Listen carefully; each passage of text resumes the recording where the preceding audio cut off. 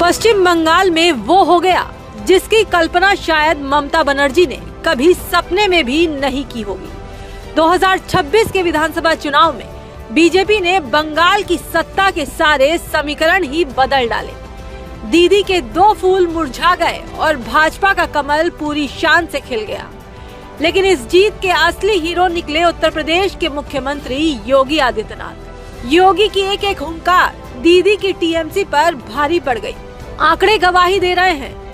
UP के मुख्यमंत्री योगी आदित्यनाथ ने बंगाल की जिन सीटों पर प्रचार किया, उनमें से करीब 20 सीटों पर बीजेपी ने परचम लहराया है। स्ट्राइक रेट ऐसा कि बड़े बड़े राजनीतिक पंडित हैरान हैं। सोनामुखी, कांधी दक्षिण से लेकर कल्याणी और दमदम तक जहां जहां योगी के कदम पड़े, वहां टीएमसी का सूपड़ा साफ हो गया।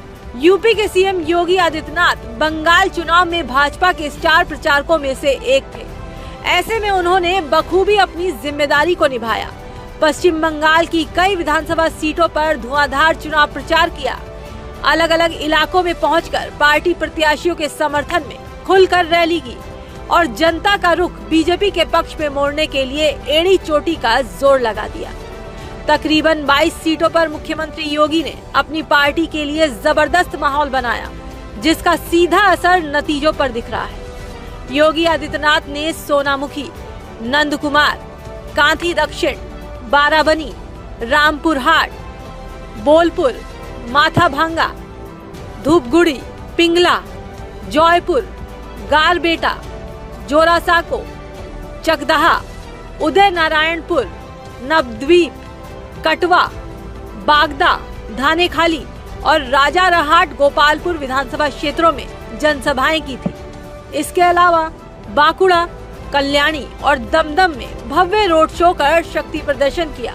यही वजह है कि इन 22 में से ज्यादातर सीटों पर बीजेपी के उम्मीदवारों ने अपना जलवा बिखेरा। हैरानी की बात यह है कि जिन 22 क्षेत्रों में योगी गए, वहां टीएमसी महज 2 सीटों धानेखाली और बोलपुर पर ही सिमट कर रह गई। यानी योगी के रोड शो और रैली में उमड़ा जनसैलाब महज भीड़ नहीं, बल्कि सत्ता परिवर्तन की आहट थी, जिसे समझने में टीएमसी ने भारी भूल कर दी।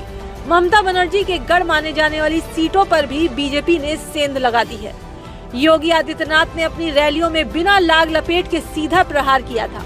मुस्लिम तुष्टीकरण के मुद्दे पर ममता सरकार को जमकर सुनाया था। उनके दमदार भाषण, जिसमें उन्होंने बंगाल की धरती पर जय श्री राम का नारा बुलंद किया, उसने मतदाताओं के ध्रुवीकरण में बड़ी भूमिका निभाई। योगी के भाषणों ने जमीन तैयार की और नतीजों ने मुहर लगा दी।